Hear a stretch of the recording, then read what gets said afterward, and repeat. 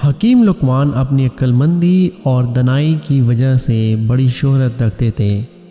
کہتے ہیں ایک بار حکیم لقمان ایک ندی کے کنارے کنارے چلے جا رہے تھے کہ راستے میں ایک مسافر نے انہیں روک کر پوچھا، ارے بھائی، کیا آپ مجھے یہ بتا سکتے ہیں کہ میں یہاں سے شہر کتنی دیر میں پہنچ جاؤں گا؟ حکیم لقمان نے مسافر کی بات کا کوئی جواب نہ دیا اور چلتے رہے۔ مسافر نے یہ سوچ کر کہ شاید اس شخص نے میری بات سنی نہ ہو یا پھر سمجھی نہ ہو، دوبارہ اپنا سوال دہرایا، جناب مجھے یہاں سے شہر جانے میں کتنی دیر لگے گی؟ لقمان نے اس مرتبہ نہایت دھیمے لہجے میں کہا، اپنی راہ لو۔ مسافر نے حیران ہوتے ہوئے پھر پوچھا، بھائی صاحب میں نے آپ سے ایک سوال کیا ہے، شاید آپ نے سنا نہیں۔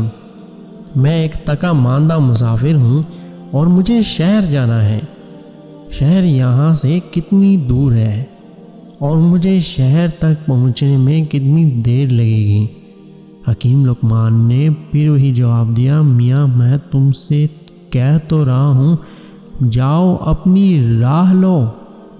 مسافر لقمان کا جواب سن کر سیخ پا ہو گیا، لیکن اس نے خود پر قابو پایا اور دل میں سوچا، کتنا عجیب شخص ہے، مفت ہاتھ آئی نیکی پر بھی آمادہ نہیں، شاید اس کا دماغ خراب ہے۔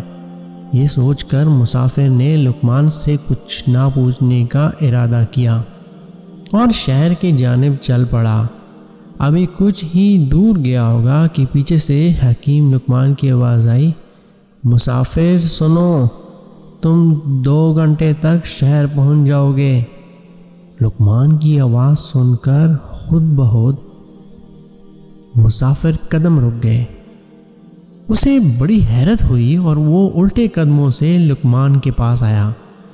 اس نے لقمان سے دریافت کیا، بھائی جب میں نے تم سے بار بار پوچھا کہ میں شہر کتنی دیر میں پہنچوں گا تو تم نے کوئی جواب نہ دیا، اور اب جب کہ میں آپ سے مایوس ہو کر اپنی راہ پر چل دیا تو تم نے مجھے سے صدا دی کہ میں 2 گھنٹوں تک شہر پہنچ جاؤں گا۔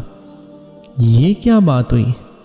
لقمان نے مسکراتے ہوئے جواب دیا، اے مسافر، جب تم مجھ سے بار بار اپنا سوال دہرا رہے تھے تو اس وقت تم کھڑے تھے اور مجھے معلوم نہ تھا کہ تمہارے چلنے کی کیا رفتار ہے۔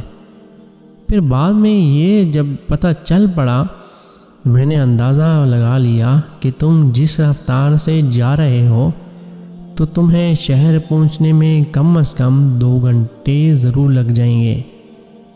حکیم لقمان کی بات سن کر مسافر بڑا متاثر ہوا اور دل ہی دل میں لقمان کی دانائی کی تعریف کرتے ہوئے شہر کی طرف چل پڑا۔